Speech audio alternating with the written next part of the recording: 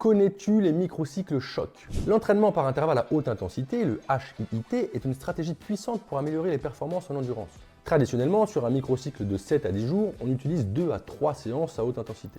Mais depuis une dizaine d'années, une autre approche est envisagée et étudiée dans la littérature, le HIIT-SM. Inspiré de la périodisation par bloc, l'idée est de regrouper un nombre important d'intensités sur un même microcycle afin de choquer l'organisme et induire des adaptations plus importantes. Je te donne un exemple, au lieu de répartir 8 intensités sur 4 semaines de manière classique, 2 intensités par semaine, tu pourrais les répartir de la manière suivante. Une intensité, puis 5 et à nouveau une et une. Même nombre d'intensités au total sur la période, mais répartition différente.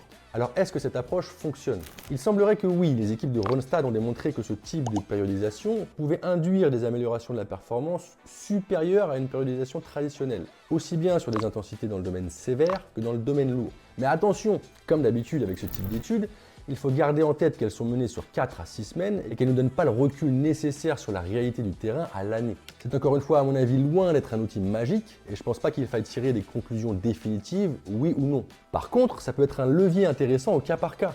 Certains athlètes amateurs ont des emplois du temps très changeants, très variables, avec des semaines parfois très stressantes et peu de temps libre, et à l'inverse d'autres semaines beaucoup plus cool, où il est plus facile pour eux d'être impliqués et focalisés sur la récupération. C'est donc à nouveau une question de contexte, et il faut plutôt le voir comme une option de plus à mettre dans ta boîte à outils d'entraîneur.